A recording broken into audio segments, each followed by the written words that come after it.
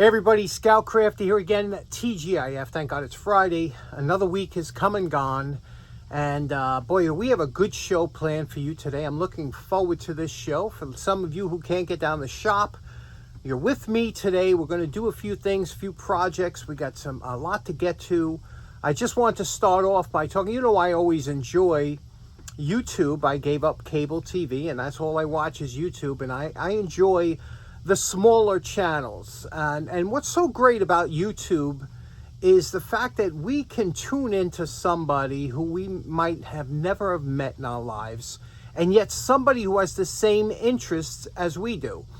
And years ago, it was hard to find people with the same interests. You'd have to kind of join clubs or things like that. And some of the interests that you might have had might have been some strange interests. I was just watching yesterday a gentleman whose main interest is collecting and restoring antique television sets.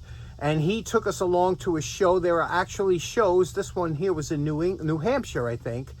And it was a show of just antique televisions, people that are into that. And no matter what it is, there are people that collect certain things or that are into that. And it's so funny because you might have thought years ago, I'm kind of strange of what I like. But now with YouTube, you see there's a lot of people with the same interest, like, restoring tools. It seems like there's a lot more people that like restoring tools than you might have thought. And that's what's great about smaller channels that bring all of us together. It's funny, one of my channels I enjoy watching, my buddy Hester 781, he was doing his, pardon the noise, we're doing some laundry down here. But Hester was restoring another one of his fantastic restorations on lawnmowers and getting them working and fixed. And now this is the third or fourth time I've seen him use this specific mug to collect gasoline. And this last time I saw it, I said, I got to have one of those. I don't know what it is. I got to have one. I looked it up. It was a giveaway, or you would buy them from Nescafe coffee, and it was a mug that they had. Actually, they had a set of dishware that they had, and I looked it up, and I got a set off of eBay, and I love it. And the funny thing is, I never would have known that this existed had I not seen Hester's channel. And so many of you watch my channel, see me using something and say, I don't know, I want one of those, and that's what's great about this. So it made me also look into coffee. Do you know that coffee is consumed around the world, but not so much in some countries more than others. A lot of countries like tea rather than coffee, but in the States, coffee is big. And we have fresh brewed, which we brew from the beans, and there's also instant. But what I found so amazing is instant coffee is bigger worldwide than fresh brewed. Fresh brewed is big here in the States, but for most of the world, instant is big. Interesting stuff. So let's get started right away, and I'll show you what I'm talking about. Now, this is the mug I was talking about. This is from the 70s, and this was, now, again, I don't know if it's a premium, a giveaway, or you had to pay for them. I don't know if they were offering. But this, I couldn't find an advertisement for that. But this was the globe mug that was made by, and it's etched. You can see with the map of the globe. And just how great is this? And you can see here, you can see it says Nestle. Okay, Nestle. And they're the ones that make the that coffee, Nescafe. And it's just a very interesting mug. And I got to tell you, it's just, I saw it and I said, that's a cool mug. Not just the globe map with the grid lines, right? But also, it's a rounded mug. It's thick. It looks like it's got a decent handle here. I said, this would be great for hot cocoa. And of course, what did I have to do? I had to put a outstanding hot cocoa in there, and I think I'm going to have one now for the rest of the winter every night. But isn't this terrific? What do you think of this mug? Next up, last week we talked about the movie viewer from Fisher-Price that the Super 8. And a lot of people mentioned, they said, yeah, I remember I used to have a Viewmaster. I'm not going to bring it out. I have a collection of Viewmasters from the early Sawyer Viewmasters, the round ones that were really cool, all the way up to the later ones, the bicentennial ones. I have quite a few. 3D photography was a hobby of mine at one time. I used to take my own 3D pictures and whatnot. But I wanted to show you what started before the Viewmaster, you know, which was really popular, which a lot of people didn't know about, and which was the Tru-Vue. Let's talk about these. Now, Tru-Vue was the competition for the Viewmaster, and these were a little bit different, okay? And you got to remember, when 3D photography and the viewers first came out, they came out in the late 1800s, and they were stereoscopic viewing for photos. And what they did was they had these viewers that you remember, you see them at antique shows and whatnot. I have some of those, and they were big cards, and they were meant mostly for adults, adult entertainment. Later on, in the later, you know, the 40s, 50s, they started to cater towards the children, because remember, television was coming out, radio, things like that. So they said, you know, we'll cater these towards the children, and that's when the Viewmasters really took off, and these even the Tru-Vues did. Now here are two different types, and you can see that unlike the Viewmaster that had a round disc, these were the straight up and down. Okay, and you would put them in, and here you got to see 1, 2, 3, 4, 5, 6, 7. There were 7 scenes. This one here is missing one of the pictures, but you could see here Disney Park, Adventureland, Wild Bill Hickok, Frontierland. They had different ones. You don't see as many of these as you do of the Viewmaster. Hansel and Gretel. Again, they came with these envelopes. If you kept them in the envelope, it would keep them a little better. But sometimes, you know, the kids would take them out, throw them in a box. Robin Hood, Roy Rogers, and another one, Roy Rogers. Roy Rogers was you know, growing up, being of my age, you know, I liked Roy Rogers, and let me show you. Let's put some of these in and see what they look like. This one here was the inexpensive one. You can see it was kind of cheaply made, and this one here was meant that you would put this in here like this, and then you would push it through with your hand. You would just, you know, with your fingers, you would push it down to here one at a time until you got the in frame.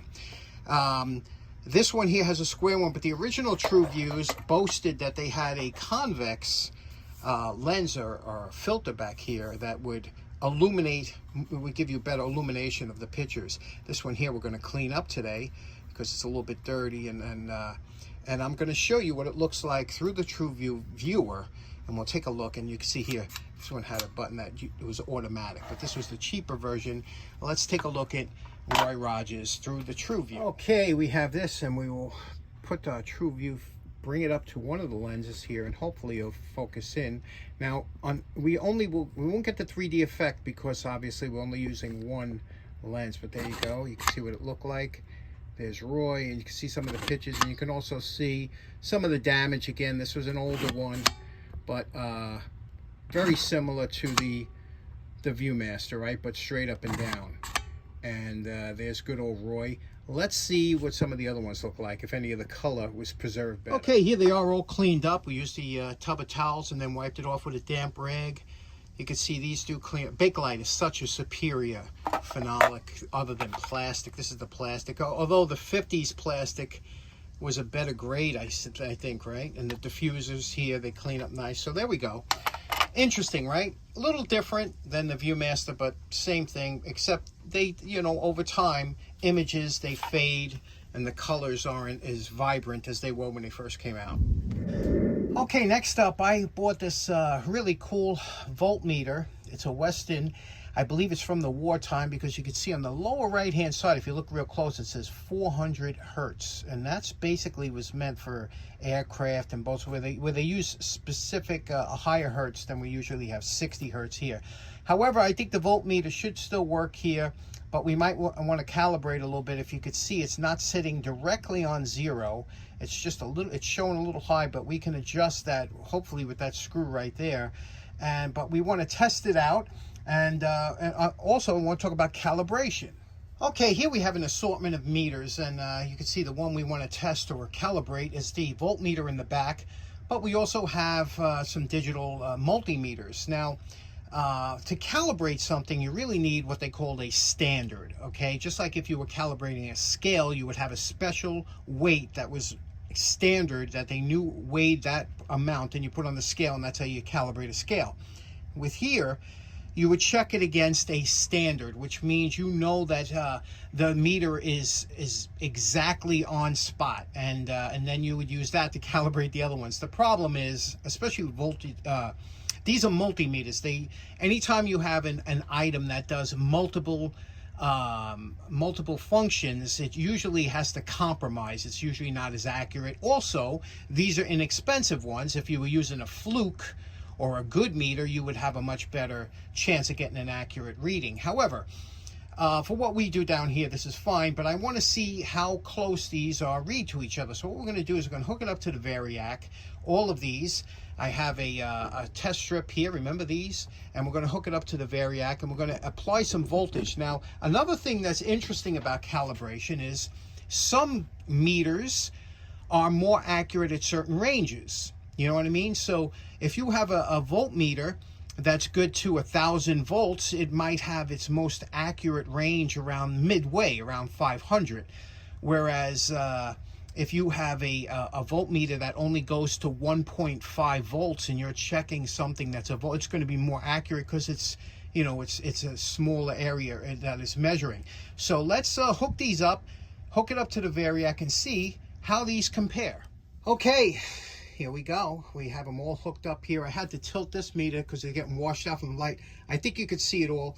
The only thing is you can't see the kilowatt. The kilowatt, the display on that is a little bad, but I'll tell you what that says. So you can see here we have the 3 digital meters hooked up. They're all reading, I have it just turned on low, 27.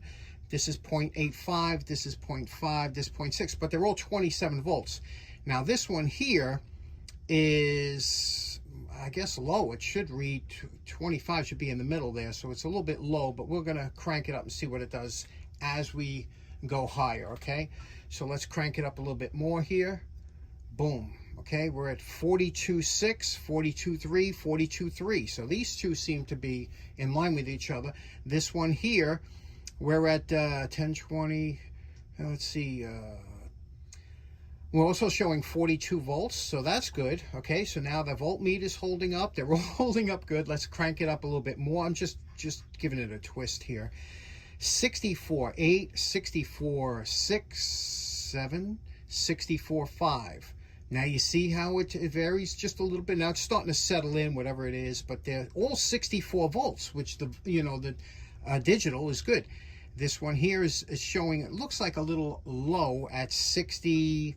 I would say that's 2, right? And again, you notice how the scale isn't the same. That the variations or the degrees aren't as close here. You see, it's close to here, so they're funny how analogs work.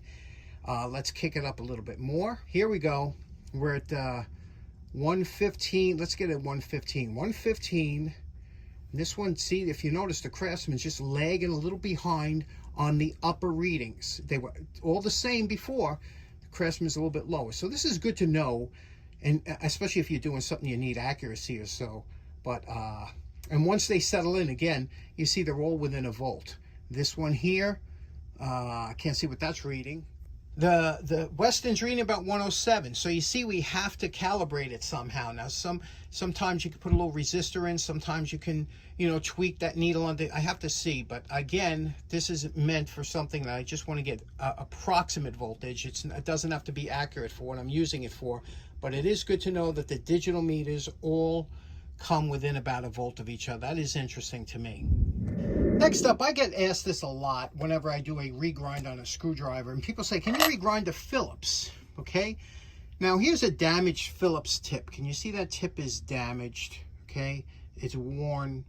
And how you could test that usually is you try and put it onto a screw and see if it'll hold it as you turn it, and it falls out.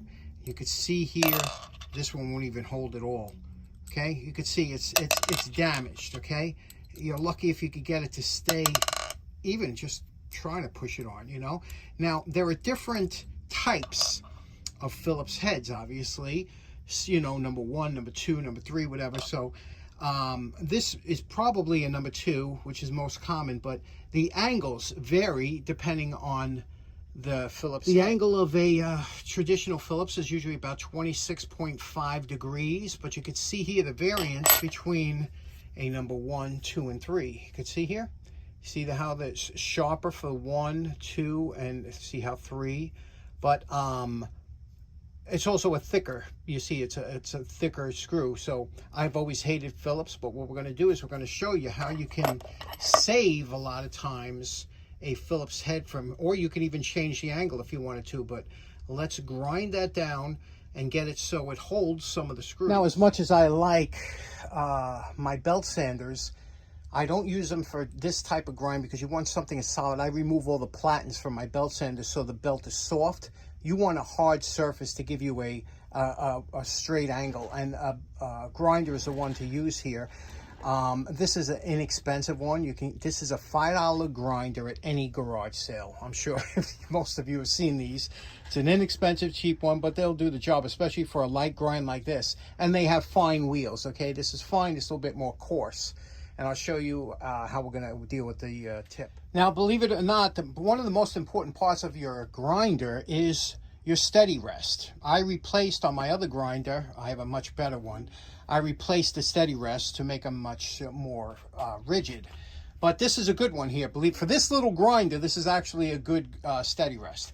Now, what you want to do basically is you want to put your thumb here like this, and you're going to put the tip of the Phillips against here. And you're doing this when it's not running, so you have some muscle memory when it starts. And you see that angle, obviously too steep, too shallow. You want to get that angle just right like this, and then you're going to spin it like this.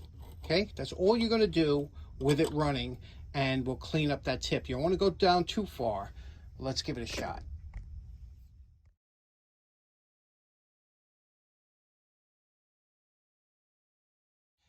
Okay, you can see here, you can see the facets, okay? That's what you want. You want to get those facets right on here, grind it all the way around.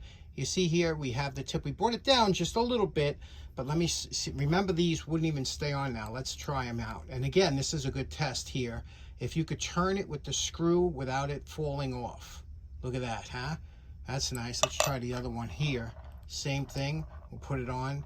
See if we could, yeah, look at that. So this is a good screw.